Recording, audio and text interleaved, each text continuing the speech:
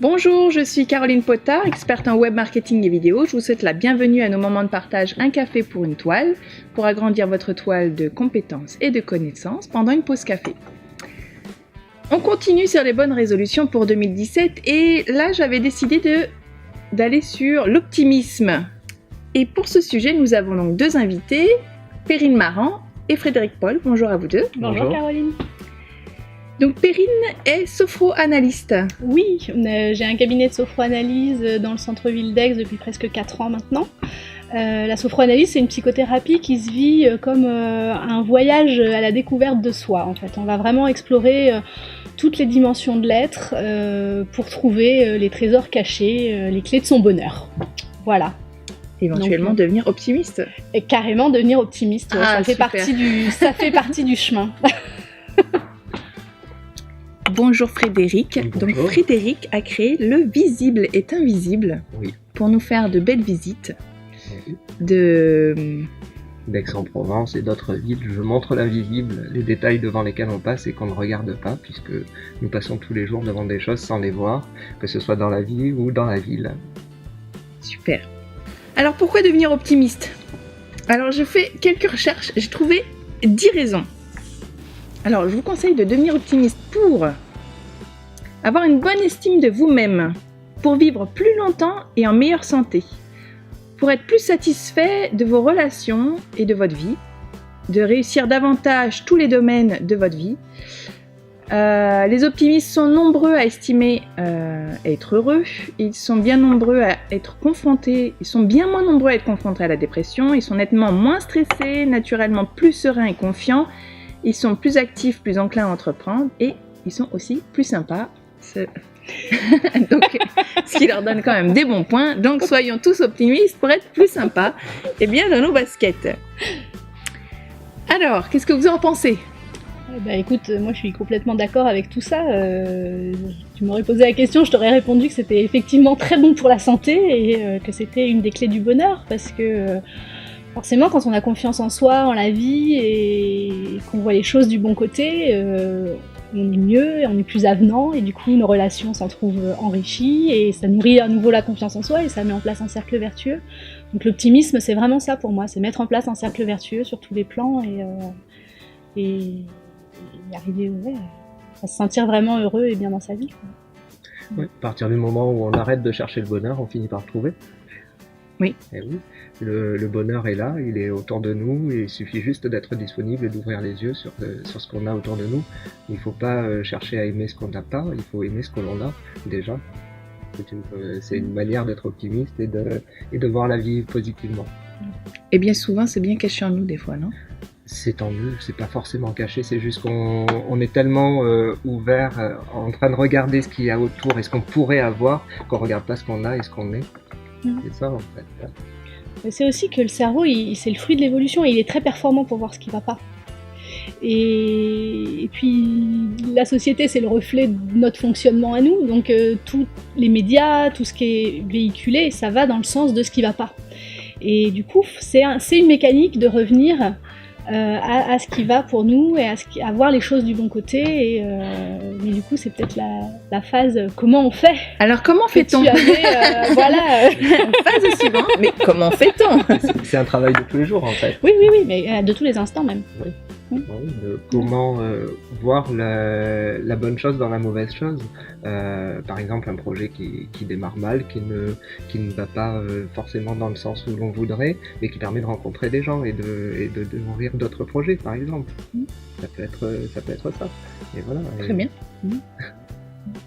Oui, moi hier je cherchais il y a un moment où on voit même plus en fait ce qui est négatif. Quand tu adoptes cette posture-là. Et hier, je cherchais, je lui dis, mais on doit bien avoir quelque chose quand même qui a été négatif et qui a tourné en positif. Et alors, j'ai cherché. Puis ce matin, j'ai mis Perrine. Il y a un truc évident, par exemple, moi, il y a 2012, ça fait 5 ans, mais il y a même 7 ans que ça a commencé, mais on a annoncé qu'on allait supprimer ma profession. Ça a été un cataclysme, passer la colère, etc. et tout.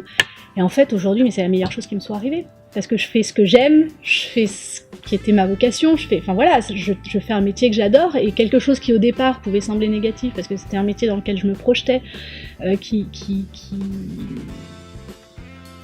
me convenait, disparaît, ça a été difficile, et en même temps, ça a été une opportunité énorme pour moi, quoi. Oui, du coup, il y a quand même plusieurs phases, parce qu'il y a le moment où on apprend la nouvelle, et il faut quand même d'abord digérer la nouvelle, je pense. Oui. C'est ça. Il y a une première phase à accepter il y a une phase déjà. de deuil. Ouais, une phase de deuil déjà. Oui. Et quand on est Ouais. positif, la phase de deuil est plus rapide d'ailleurs, puisque on va aller chercher de suite le côté positif de ce qui arrive. C'est voir tout échec comme une nouvelle opportunité. Exactement. Et bien souvent, on me cite l'exemple de Michael Jordan. Saviez-vous que c'est celui qui a raté le plus de paniers ? Oui, parce que c'est peut-être celui qu'on a essayé le plus aussi. Voilà.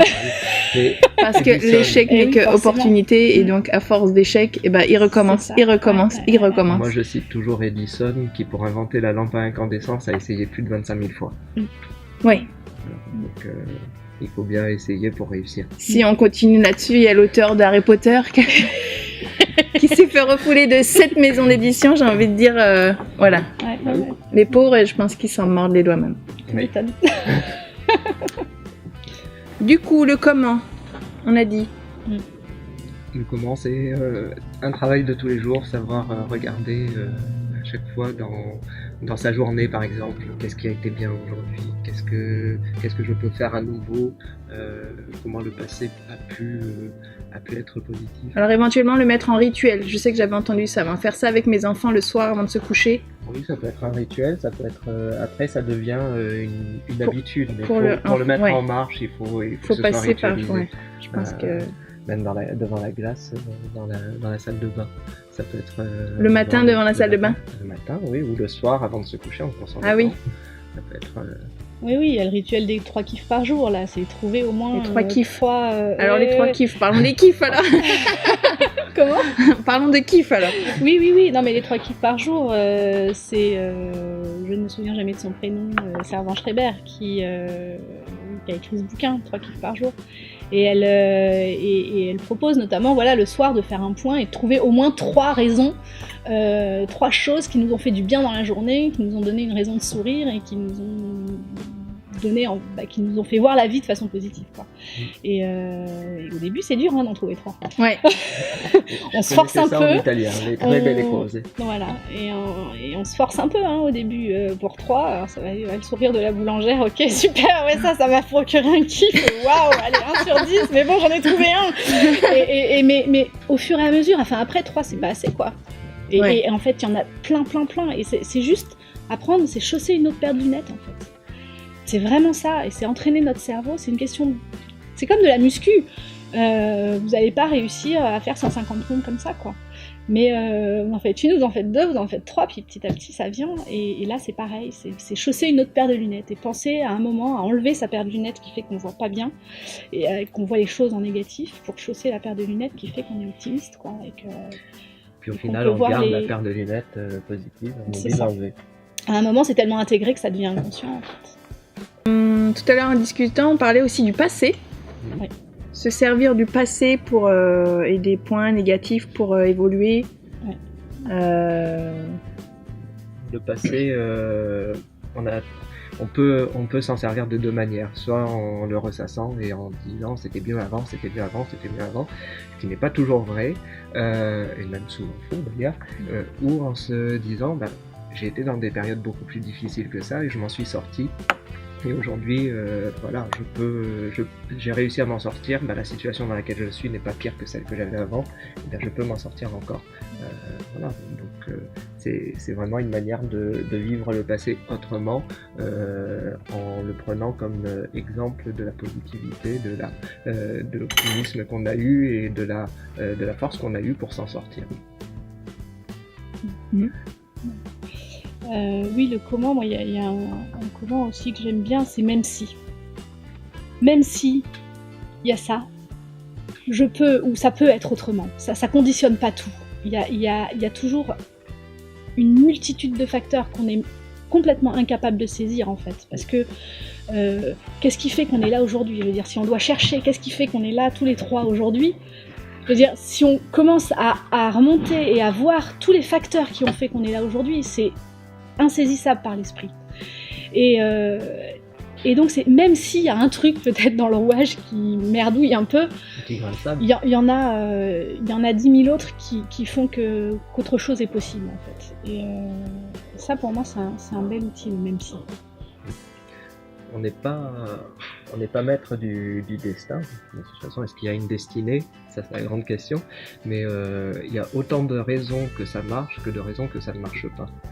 Donc autant se concentrer sur les raisons qui font que ça peut marcher, plutôt que sur celles qui font que ça va pas marcher. Parce que si on se concentre sur celle-là, c'est sûr que ça ne marchera pas. Et là, je reviens aussi du coup sur se débarrasser des convictions limitantes. Je trouve que ça va assez avec, parce que bien souvent on se conditionne à se dire de toute façon là j'ai eu un échec, donc de toute façon je suis nulle. Donc si on part dans un entretien en disant mais de toute façon je suis nulle, très clairement. Si le boxeur va au combat en disant je vais perdre, il va se prendre un KO. Oui.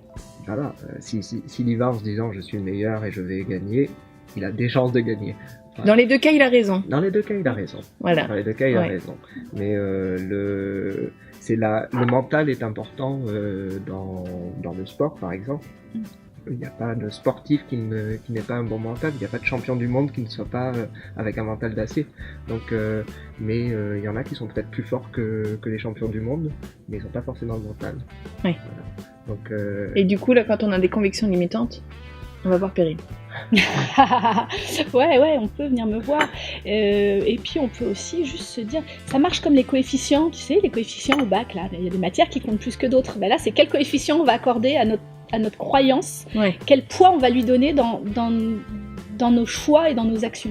Est-ce que c'est elle qui va tout déterminer parce qu'on a eu une expérience qui nous a amené à cette croyance-là, ou est-ce qu'on dit oui, cette croyance, elle est assignée à cette expérience et on la laisse à sa place, et en même temps, il y a tellement d'autres facteurs que je peux actionner ou qui vont s'actionner tout seuls, que je maîtrise pas, qui vont œuvrer pour autre chose, que je préfère croire ça et attribuer un coefficient fort à ça, et du coup, aller vers l'optimisme et l'optimisme et tenter quand même. Voilà. Et de toute façon, j'en retirerai toujours quelque chose. C'est comment on nourrit la confiance en soi et comment on dit tiens, mais si je fais le bilan, j'ai quand même appris ça, rencontré telle personne, j'ai appris ça sur moi qui va me servir la fois d'après à faire peut-être dans ma part, dans ce qui m'appartient, à faire un petit peu autrement et permettre d'ajuster et d'aller vraiment vers le résultat que je souhaite obtenir, quoi. Super. Ouais. Donc si on résume, on a dit s'enthousiasmer des moments positifs. Se servir du passé. Oui, pour se ressourcer dans les bons moments et aussi pour voir le chemin parcouru. Oui. D'ailleurs, c'est un truc que je propose moi vraiment dans les accompagnements que je fais, c'est de tenir comme un genre de carnet de voyage pour pouvoir se replonger dedans, parce qu'il y a des facteurs qui viennent aussi entraver l'optimisme. C'est la fatigue, le stress, l'environnement, hein, j'ai dit, il suffit d'allumer la radio pour que ça devienne difficile d'être vraiment optimiste. Oui, c'est vrai. Et du coup, avoir des ressources comme un carnet de voyage pour dire, tiens, voilà, dans le passé, ah mais ouais, tiens, en fait, ma situation, elle s'est quand même améliorée par rapport à ça. Et tiens, même si j'ai quand même réussi ça, et d'accord, ok, et pouvoir se ressourcer là-dedans. Et dans ton métier, tu peux aider les gens à faire ça. Et dans mon métier, oui, c'est ce que je fais aussi. Et du coup, à se débarrasser aussi des convictions limitantes. Ouais. À les laisser à leur place, en fait. Ouais. À pas leur donner un coefficient trop fort. Très bien. S'il y a quelque chose quand même que j'ai envie de rajouter, parce que il y a la méthode Coué qui est souvent assimilée à optimisme et à positivité. Ouais. Et c'est juste pour dire que c'est pas seulement un état d'esprit, l'optimisme, c'est un état d'être en fait. Que juste penser positif souvent ça suffit pas, parce que la pensée c'est très fugace. C'est important que la pensée elle soit ancrée et qu'elle réveille un état d'être en fait. Et de jouer sur toutes ces dimensions-là et que tout soit vraiment aligné dans la confiance, dans ouais c'est possible. Et que le ressenti soit en conformité avec la pensée. Parce que si je me dis oui, ça va aller, et qu'à l'intérieur ça fait comme ça va pas aller. Ça va pas aller. S'il y a 90% de notre être qui dit que ça va pas aller, et qui est chevillé à l'expérience, et à la croyance qui dit que ça va pas aller, la tête elle peut dire ça va aller, il se passera rien. C'est vraiment que la pensée elle descende et qu'elle soit habitée et qu'elle existe physiquement. Voilà. Ça me semble vraiment important. C'est un état d'être, l'optimisme. C'est pas seulement un état d'esprit. D'accord. Du coup, c'est pas seulement dans la pensée, c'est aussi dans l'action, faire des actions qui vont dans le où on ose. Du coup, des choses qu'on n'aurait pas osé parce que la tête dit c'est pas possible. Donc, l'état d'esprit amène à l'action. Donc, c'est le physique entre guillemets et le spirituel qui sont en corrélation finalement. Donc du coup, on finit avec les 3 questions habituelles. Qu'est-ce qui vous a donné envie de faire ce métier ? Ah bah moi, à l'origine, c'était rendre le monde plus beau. Et puis en faisant ma thérapie, je me suis rendu compte qu'en fait, il n'y a pas à le rendre plus beau, il y a juste à regarder ce qui est beau dans lui et à changer de paire de lunettes, là, comme je disais tout à l'heure. Et du coup, voilà, j'ai eu envie d'en faire mon métier parce que ça me semblait une clé intéressante pour ça. Ouais. Moi, je crois que j'ai pas eu envie de faire ce métier, c'est ce métier qui m'a choisi. Quand j'étais jeune, à 15-16 ans, je faisais visiter ma ville de Toulon Sérieusement. Vraiment à mes petits cousins, aux gens qui venaient nous visiter. Et en fait, après, je me suis perdu, j'ai pas écouté, je me suis pas écouté, je me suis perdu, j'ai été responsable dans des entreprises de transport, dans de la logistique, j'ai fait du porte-à-porte à La Réunion, j'étais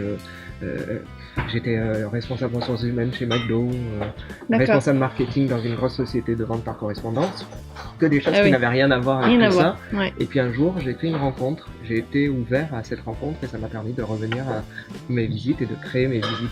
En fait, j'ai créé mon emploi il y a 5 ans maintenant. Voilà, et je me suis rendu compte qu'en fait, le métier que je voulais faire, c'était ça, et qu'il était là depuis mon enfance, depuis ma jeunesse.